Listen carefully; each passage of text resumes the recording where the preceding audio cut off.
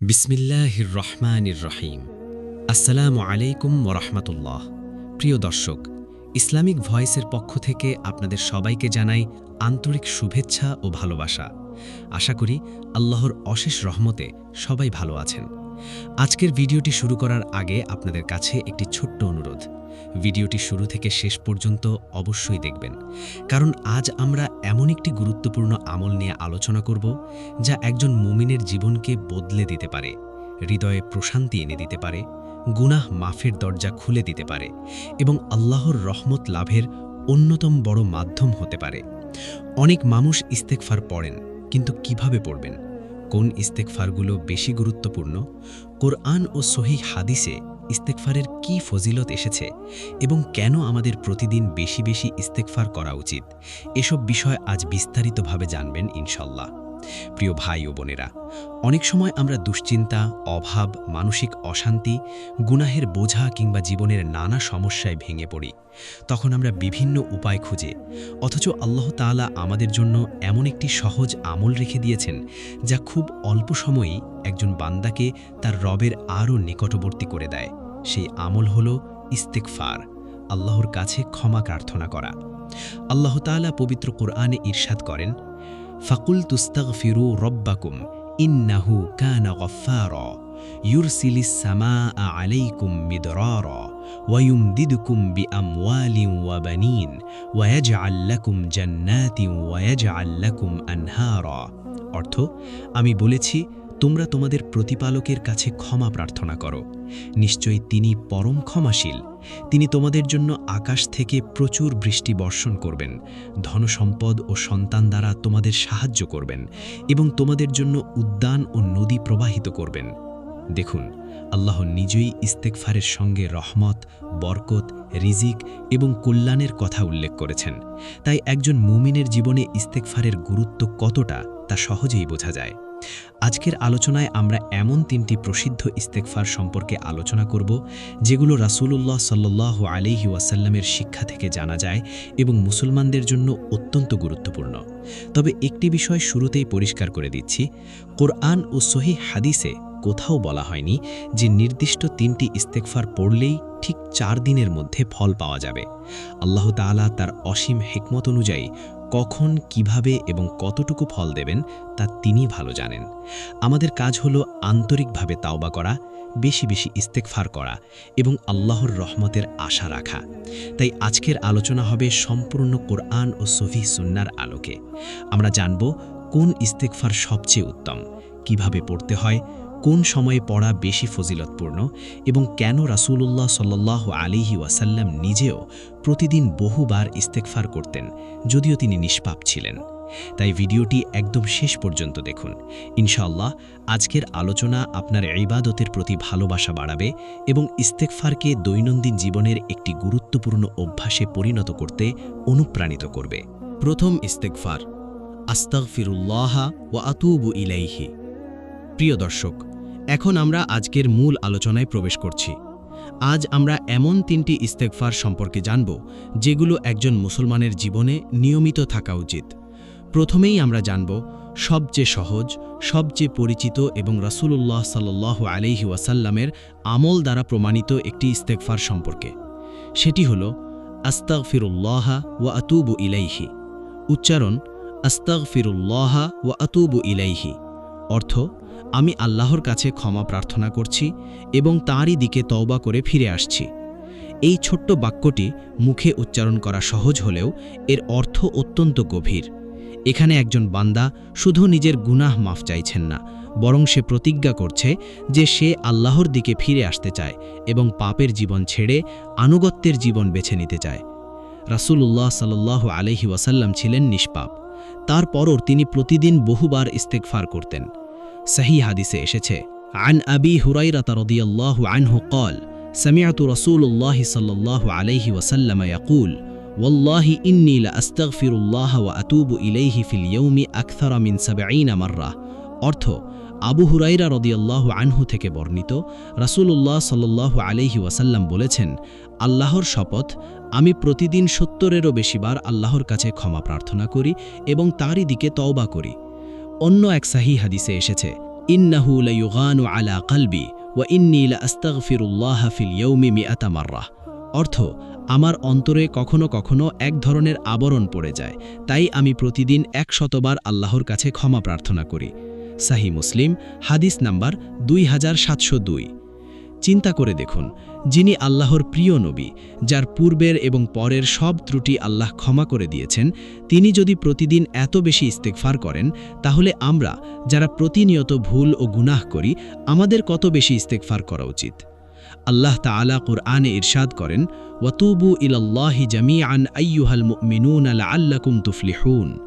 অর্থ, হে মুমিনগণ, তোমরা সবাই আল্লাহর কাছে তওবা করো যাতে তোমরা সফল হতে পারো। সূরা আন-নূর আয়াত 31। এই আয়াত আমাদের শিক্ষা দেয় যে তওবা ও ইস্তেগফার শুধু বড় গুনাহকারীদের জন্য নয়, বরং প্রত্যেক ঈমানদারের জন্য প্রতিদিনের একটি গুরুত্বপূর্ণ আমল।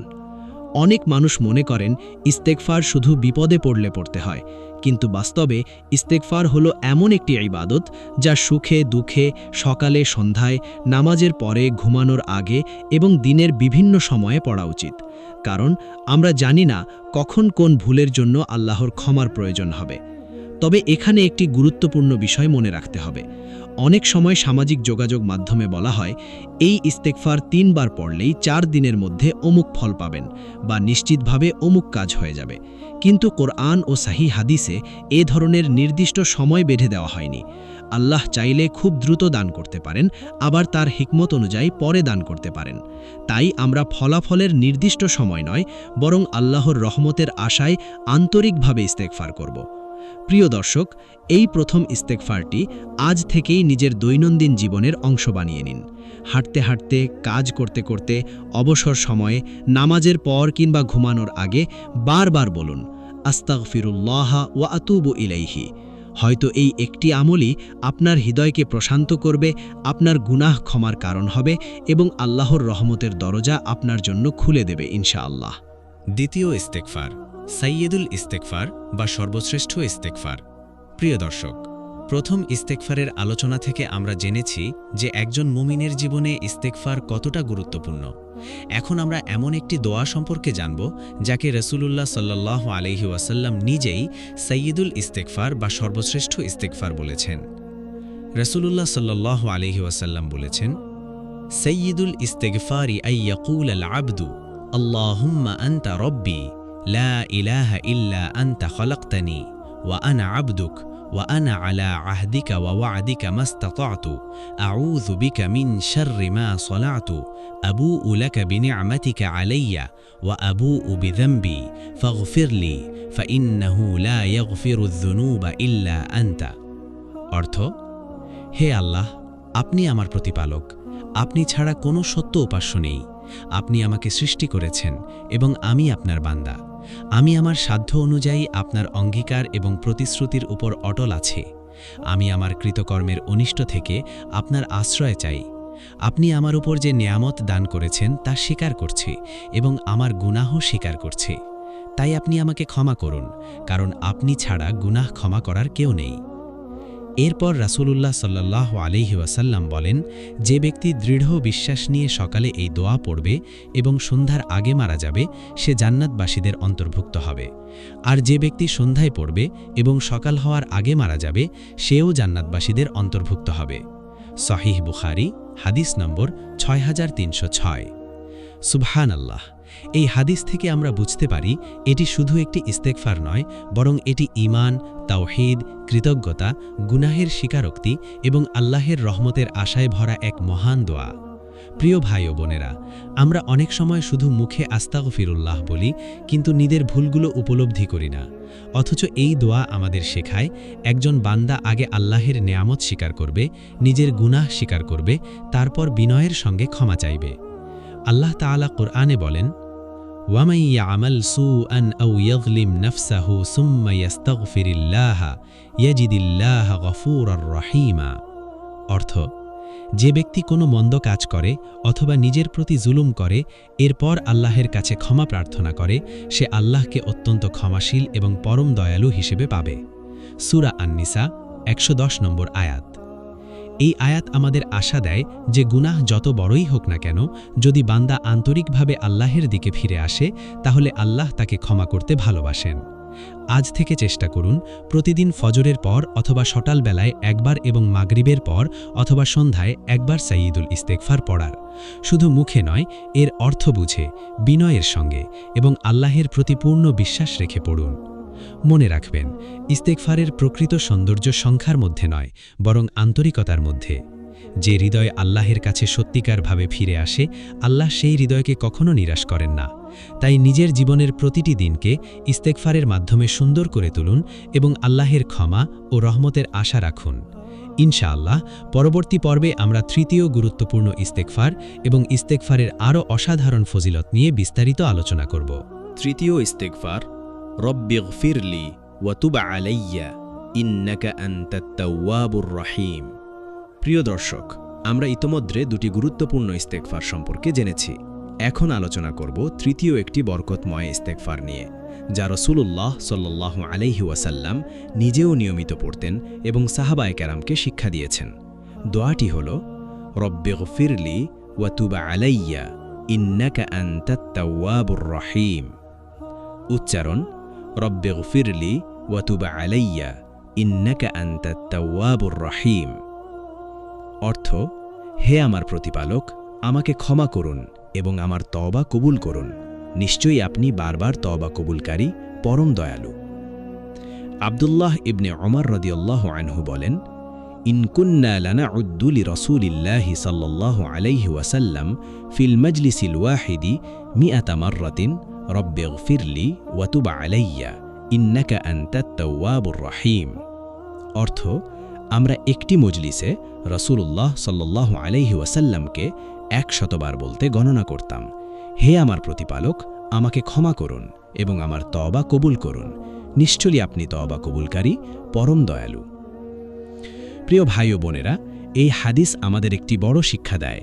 রাসূলুল্লাহ সাল্লাল্লাহু আলাইহি ওয়াসাল্লাম শুধু মানুষকে ইস্তেগফারের কথা বলেননি, বরং নিজেই তা নিয়মিত আমল করতেন। তাই আমাদের জীবনেও ইস্তেগফারকে প্রতিদিনের অভ্যাসে পরিণত করা উচিত।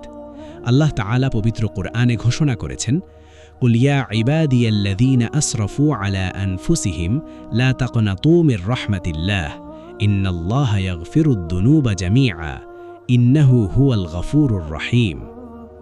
অর্থ, বলুন, হে আমার বান্দারা, যারা নিজেদের উপর সীমা লঙ্ঘন করেছ, তোমরা আল্লাহ রহমত থেকে নিরাশ হও না। নিশ্চয়ই আল্লাহ সব গুনাহ ক্ষমা করেন। তিনি তো পরম ক্ষমাশীল, পরম দয়ালু। এই আয়াত পৃথিবীর সবচেয়ে আশাব্যঞ্জক আয়াতগুলোর মধ্যে একটি।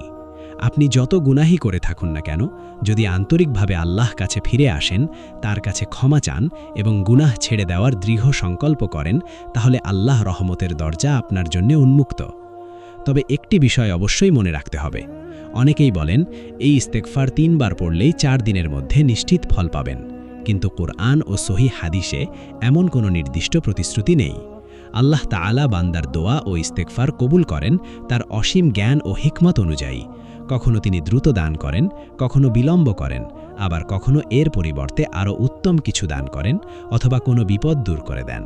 তাই একজন মুমিনের কাজ হল ধৈর্য, আন্তরিকতা ও আল্লাহ উপর পূর্ণ ভরসা রেখে ইস্তেগফার করে যাওয়া। আজ থেকেই নিজের দৈনন্দিন আমলের তালিকায় এই 3টি ইস্তেগফার রাখুন। ফজরের পর, নামাজের পরে, সকাল সন্ধ্যার জিকিরের সময় কিংবা দিনের অবসর মুহূর্তে এগুলো পড়ুন।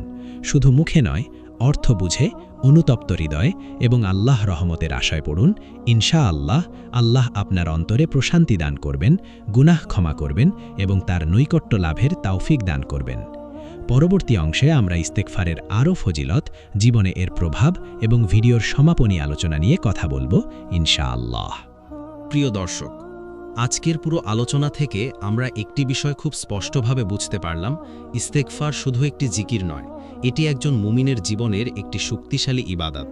যখন একজন বান্দা আন্তরিক হৃদয়ে আল্লাহর কাছে ক্ষমা প্রার্থনা করে, তখন সে শুধু নিজের গুনাহ মাফের আবেদনই করে না, বরং সে তার রবের কাছে ফিরে যাওয়ার ঘোষণা দেয়।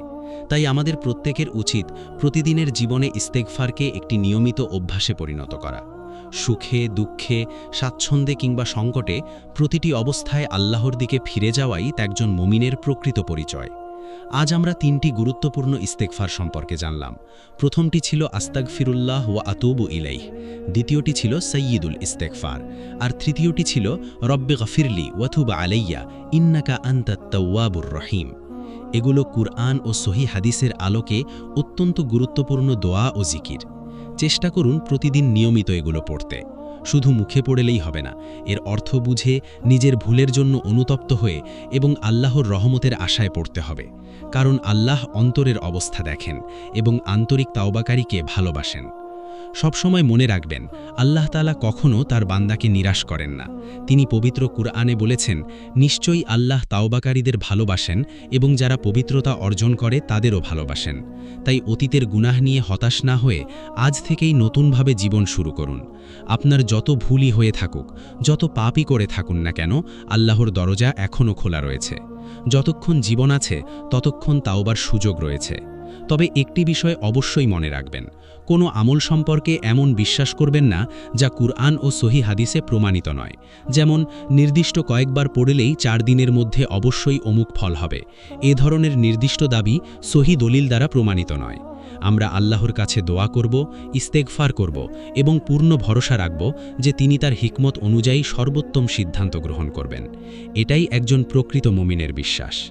প্রিয় ভাই ও বোনেরা, আজ থেকেই একটি ছোট সিদ্ধান্ত নিন। প্রতিদিন অন্তত কিছু সময় শুধু ইস্তেগফারের জন্য নির্ধারণ করুন। সকালে, সন্ধ্যায়, ফরজ নামাজের পরে কিংবা ঘুমানোর আগে, যে সময়ই হোক, আল্লাহর কাছে ক্ষমা চাইতে থাকুন। হয়তো আপনার অজান্তেই আল্লাহ কোনো বড় বিপদ দূর করে দেবেন, কোনো দোয়া কবুল করবেন, আপনার অন্তরে প্রশান্তি দান করবেন, অথবা আখিরাতের জন্য এমন প্রতিদান সংরক্ষণ করবেন যা দুনিয়ার সব কিছুর চেয়ে উত্তম।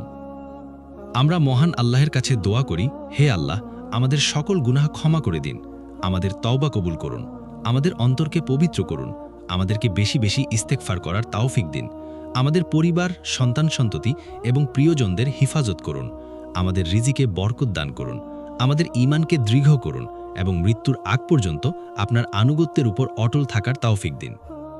হে আল্লাহ, কিয়ামতের দিন আমাদেরকে আপনার রহমতের ছায়ায় স্থান দিন এবং জান্নাতুল ফিরদাউস নসিব করুন। আমিন। ভিডিওটি যদি আপনার ভালো লেগে থাকে এবং উপকারী মনে হয়ে থাকে, তাহলে অবশ্যই একটি লাইক দিন।